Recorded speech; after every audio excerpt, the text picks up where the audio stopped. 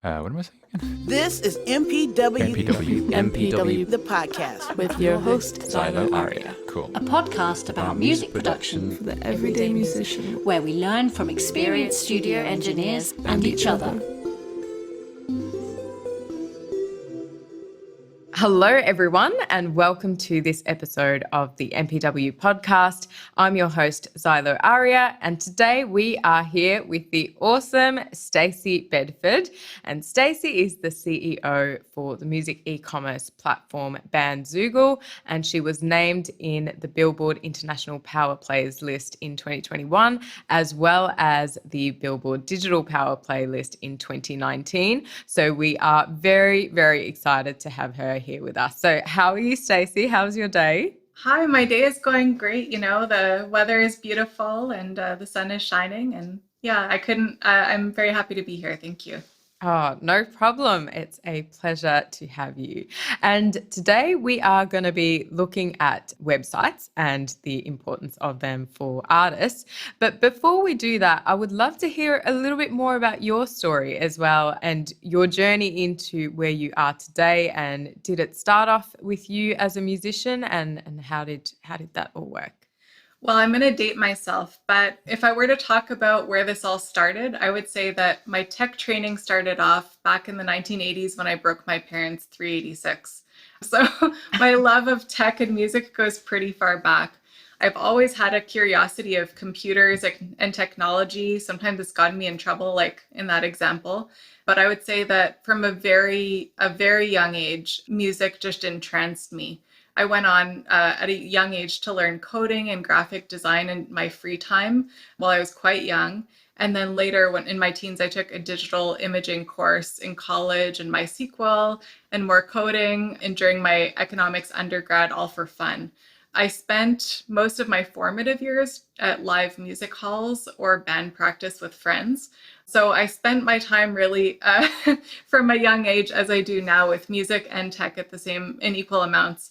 I really think, like, if you're able to combine those genuine interests into your workday, you're going to make some magic. So those were my early years. And I would say how it's kicked off to me at Bandzoogle was my sister, who is my best friend. She started dating a bassist in a popular rock band. And he had this great idea, and he needed someone with complementary skills to help with tech support. This was when I was just getting out of university. I was going to be starting my first jobs, and it was really the perfect fit for both of us. She ended up marrying him, so it was the perfect fit for all of us. But he had met someone with the right experience that he could trust, and I could spend my work days just helping people and doing something that really already consumed all of my time. And yeah, when I came into Bandzoogle, I was the first customer service person, and I worked my way up to CEO over the last 15 years or so. Wow. Okay. And you must have really loved the brand as well for you to have gone through that journey right from the start. And were you working in other areas of music before that, or was that the main thing? Yeah, I would say, like, I skipped over my music experience, but when I was 13, I saved up for my first Gibson Nighthawk, and a family friend who was a Metro busker at the time gave me lessons. So I've been playing guitar for half of my life. I have a really heavy classic rock influence. I would say from there, I spent almost every night from Thursday to Sunday at live music venues throughout my teens. All of my friends were in bands, but I was really happy to be on the sidelines and watch and support them, and kind of almost advise them on how to grow their audience, because I was really excited about it.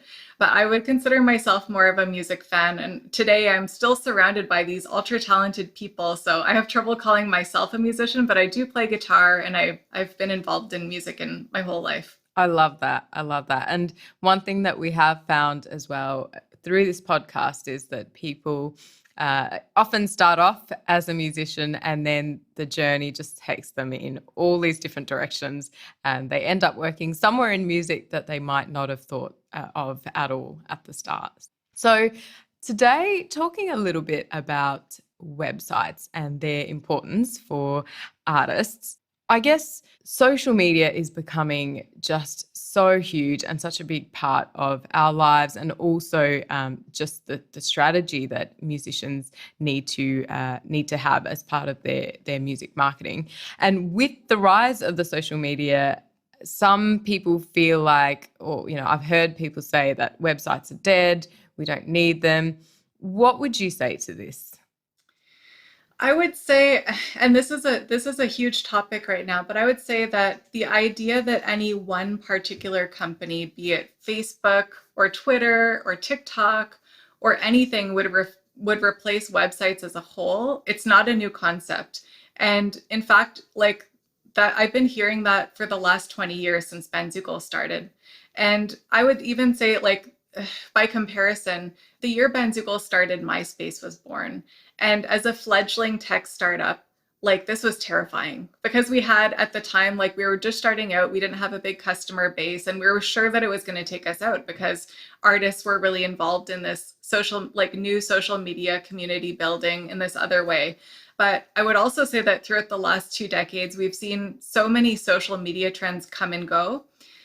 And at the heart of it, your band can be handled just as any business would, and businesses need websites. So, like, there's a few main reasons for this. One, there's always going to be a period where you're building your fan list or followers on social media, and the platform is exciting and it's hot and it's new. But even with the ones that I've listed, you're seeing some of them plateau, you're seeing some of them decline. And other than that, like, they could change their algorithms for organic posts where you have to start paying to post to reach your audience, or worse, they might be banned in the country. Like, TikTok was almost considered in the US, which would have been huge for artists in a bad way. And then like, also these trends run their courses. Or maybe a billionaire is going to buy the platform and control the fate of your fan list. So there's all these things that are always happening, and you have no control over how other businesses are running their social media and what's happening in the world.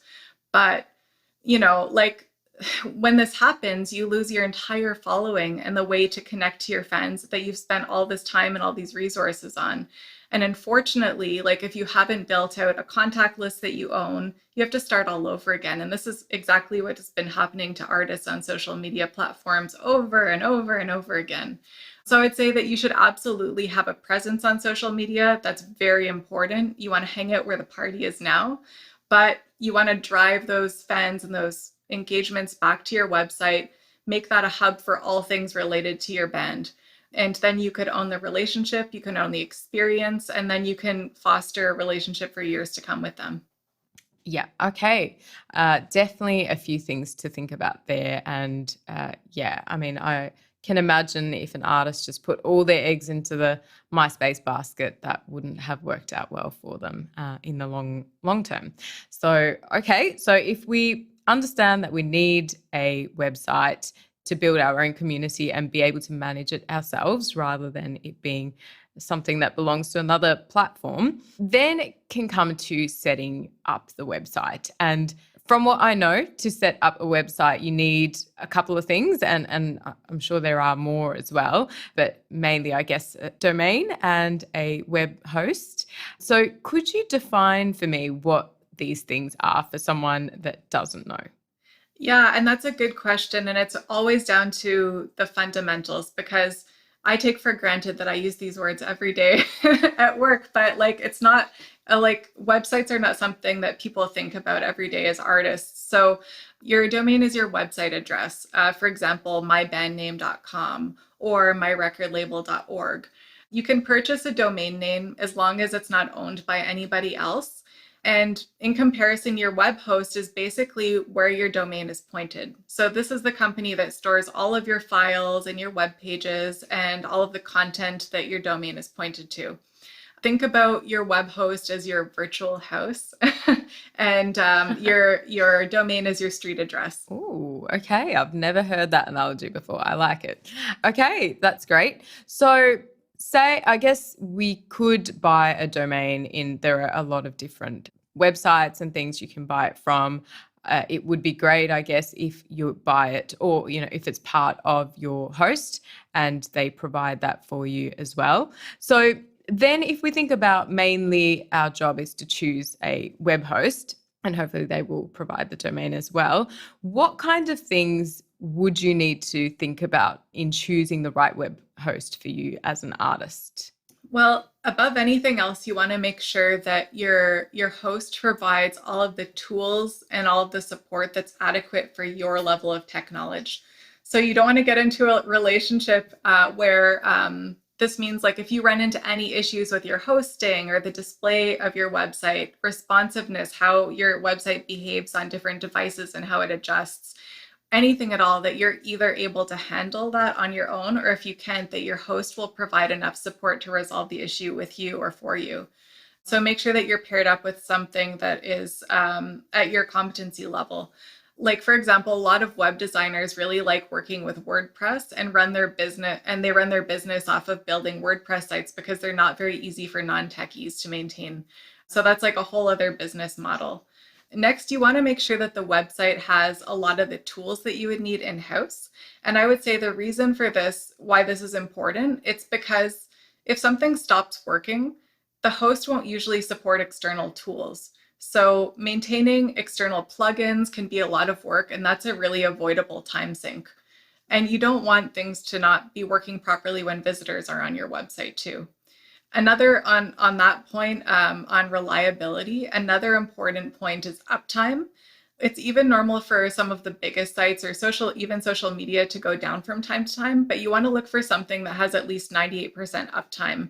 That means that it'll be reliably available to your visitors or your fans when they're looking for what they need from you. And I think when you're considering who to pick for your web host, that working backwards is a really good approach.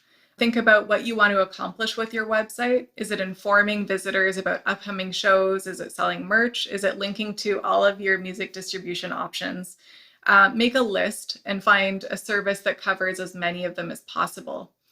And I would say, lastly, that your web host or your site builder should really produce clean code, because then it's easier for Google to crawl your website and you'll end up higher in search results for terms like, I don't know, like Sydney wedding bands, for example. So the quality of the website code that is outputted is actually really important for search engine optimization, which is a whole other topic, but in simple terms, you want somebody that produces a quality website for you. Okay, that's great. And I was actually going to add a question on search engine optimization, but I thought maybe that's going to be a whole other episode because I'm sure you can go into a lot of detail in that. But on a few things that you mentioned there, I might just dig into them a little bit more. So the external plugins, what do we mean when we're talking about that? Well, if you're working backwards and you're thinking about things that you might want to be a part of your site, there's like so many different service providers that provide different things. For example, like Bandcamp allows you to post and sell music direct fan. You have things like Shopify that allow you to make sales on your website and provide distribution options. Yeah, there's MailChimp, who provides mailing list options. So you could sign up for all these different services, or you could do something that is all in one with one price point offering and that is all supported together, because ultimately you want to make sure that all of those pieces and all the code from all of these services will work well together. And that's not always the case with websites. There's always going to be something that's conflicting. And the benefit of going with a service where everything is in one place is that you know that all of those tools play nicely together and they won't interrupt your visitor's experience. Okay. So ideally, you should be able to, within your web host, just add in these plugins that directly link to your MailChimp or your Bandcamp or something like that, rather than going through MailChimp or Bandcamp. Is that right? Or a service that provides all of those options in-house. Yeah. Okay, cool. Yeah. Okay. So that would be ideal. And then you mentioned as well uptime. When we're talking about uptime, could you define what that is? Yeah, uptime is essentially the over 24 hours a day, how many hours over 24 is your website available. So I'm sure that it's happened sometimes when you're visiting a website and you go and you get like a 402 error, or sorry, a 502 error, 504 error. That is an example of downtime. So you want a website that has great backend and provides high quality servers that are more likely to produce a higher uptime. Okay, that's great. And is there something, do you need to think about like loading speed or something? I don't know if there's a fancier word for that. Absolutely. And some web hosts will implement like limitations that are really to the benefit of the end user. So, for example, if you have a lot of visitors who are coming to you from mobile devices, you don't really want to have a lot of videos that are autoplaying or anything on your site, because that'll really, it'll cause a lot of bandwidth issues and usage for your visitors, and it'll make them not have a great experience. Or maybe somebody is visiting from work, so you don't want your music to automatically start playing on your site. So there's some decisions that web hosts who understand music and also fans that make good decisions on behalf of the website builder, the band that is using it. And I think that understanding plays a huge part in the success of your website with your fans. Yeah. Okay. That's great. And when we then talk about email addresses and to get a fancy email that matches your domain as well, is that something usually that the host would provide? Yeah, so email is usually an add-on. You can, once you own a domain, you can usually set up a domain with any email provider service and point your domain records there. Alternatively, if it's an option in-house, like at Bandzoogle, once you own a domain, that's included in your membership. You'll be able to purchase inboxes, so anything at myband.com or merch at myband.com or mybassist at myband.com. And it's just a matter of typing in which email address you want to set up and checking out. Then you'll have access to like your webmail, or you can set up an inbox on your inbox on your phone or your computer if you prefer to use that. Yeah, there's like, to be honest, the biggest headaches with with creating your website usually have to do around domain and email. So if your host can like provide ample support for this, those are usually the biggest pain points and the most technical part about setting up your website and your online presence. Yeah. Okay. Yes. I remember the first time I had to do that. Oh my goodness. I had no idea how many things I had to go and point and so I understand the potential complication of someone who's doing this for the first time. So then if we talk about something that you hear a lot recently, I think, is the term landing page. So how would you define the difference between a website and a landing page? And is there a preference for artists or one that they should choose over the other? Yeah, so that's a good question. A landing page, it's ultimately a singular page, or a page with a single goal that's measurable. For example, if you have a new single available for pre-order, it might be a page with your album and a button to pre-purchase it. Or if you, another example of a landing page might be if you have a show like a live stream or an in-person show with the option to buy tickets. So there's a singular action on there. It might be something like you have new merch, new t-shirts, and you want to make that the focus. So it would be like what you have available with the option to purchase. The whole point of a landing page is the ability to drive visitors to a specific page with a specific goal. And then you can track like how many visitors came to the page, where they came from. Was it social media? Was it a specific ad campaign that you might have set up? Was it an external website that you are friends, like a friend that is another band, or a partnership that you might have? And then you could figure out which sources were more effective for that goal. So the whole purpose of a landing page is to really allow you to spend your time and your resources on the most effective strategies, and then make informed decisions on how to have effective campaigns later on. Landing pages are really different than websites because they're what you call the hard sell. So they're usually associated with something that is very temporary, very urgent, or that's ending, like a campaign. On the other hand, websites are the long game. They're otherwise known as the soft sell. So websites are all about relationship building. It's all about building relationships over an extended period of time with no deadline in sight. So like your website is a place where you might make suggestions in a less direct way to your visitors. Like think about on your website, you might have a link to sign up to a mailing list. And then later you might use that as for a campaign with a hard sell. Or you might want to help build out your image or your fans' opinion of who you are as an artist. Those are all things that you would do on your website. Websites allow you to listen to your fans. They allow you to engage with them over time. And like an example of that is like you might post blog articles about like your band practice or your experiences on tour or your songwriting process. That's something that you would never do on a landing page. So if your fans are picking that up and they're finding it desirable, you can then run some experiments and put that content behind something like a paywall and make it part of a subscription club or a fan offering.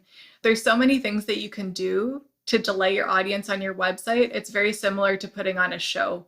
I would say that without trying to be too salesy or creating like a campaign, it's more about relationship building and just having a place for all of your fans to find different parts of who you are as an artist. Okay, thank you. That's great to understand the difference. And it sounds to me like you would want the website as a permanent thing for you to be able to build relationships with anyone that might land on it. And then the landing page is more a temporary thing depending on what you've got going on at the time, potentially, that you might kind of have for a little while and then take off after that campaign is done.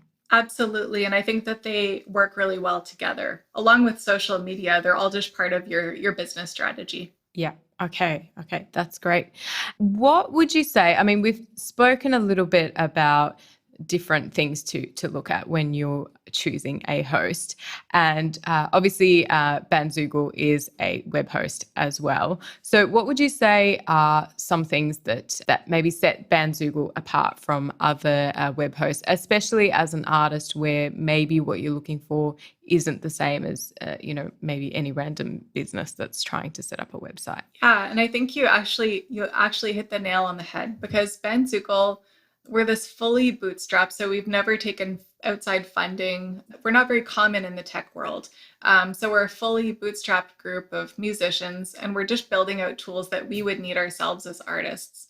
We don't answer to a board of directors. We're not focused on profits, and we're really all about providing as much value as possible to our artist community while taking very little.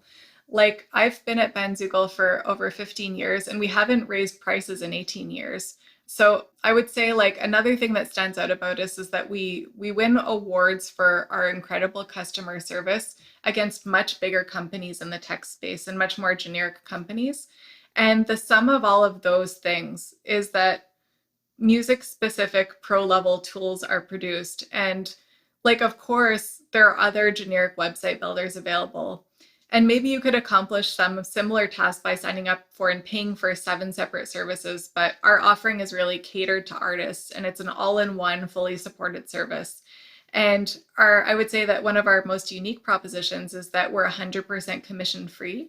So you could basically set up an online store at Bandzoogle, sell music, merch, like tickets, or anything you want, and we don't take a cut of sales or even touch those transactions. That's amazing. That's really, really great to hear. And I mean, not increasing prices for 18 years is unheard of. I've never heard of anyone doing that. So that's excellent. And especially with the apprehension that some artists might have around setting up a website and the difficulty relating to that. Can you tell me a little bit about, what you might have to say to them?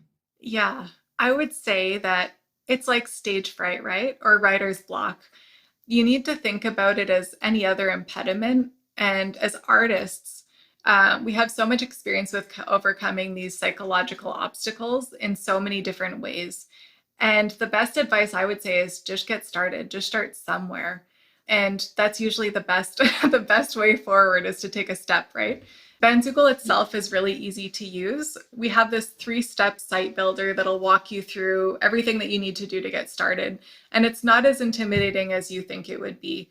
We have some industry legends like Money Mark, Flavor Flav, even Megan the Stallion, she had been managing her entire web presence at Bandzoogle on her own for 4 years before getting signed to Rock Nation in 2020. So I would say you need to set goals. You need to set a schedule for your music creation and for your music business time, and you need to stick to that. If you can spend hours scrolling through social media, you can set up a professional web presence and start building out a dedicated list of fans. And like even artists like Taylor Swift, who were discovered on YouTube, ran an incredibly tight ship before they were found. It's not a miracle, it's hard work, so you need to put it in. Definitely, definitely. And yeah, I love the tip of, just start, because that's exactly what we say with music production as well. It can seem really scary, but as soon as you start taking the first few steps, you realize maybe it's not as bad as you think or as difficult. So yeah, love that. And talking a little bit about your career as well.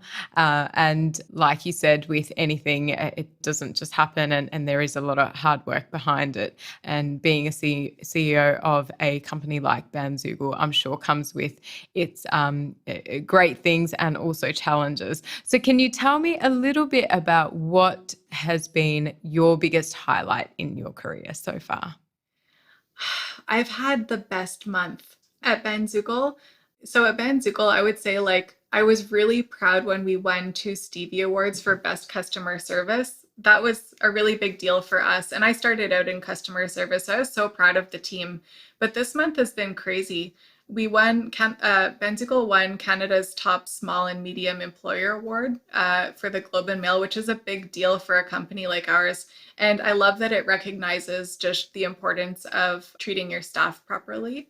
So I was really proud of that award. This week, I found out that I made Billboard's 2022 International Power Players list. And then today, I'm not supposed to say yet until tomorrow, but I made it on a 40 under 40 list for my province. So I was really excited about that. It was just, this month has really been a culmination of years of hard work, and the recognition has really snowballed for the whole team at Bandzoogle.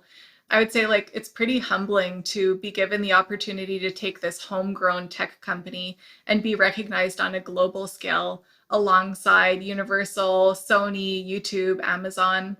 And it's such a competitive, cutthroat, and not always equitable music industry. And just the recognition really proves that you can do the right thing by artists and still swim along with the big fish. Definitely. Wow. That is so, so incredible and so inspiring. And congratulations as well, Stacey. Those awards, I'm sure, have had so much hard work behind them. So that's really, really incredible.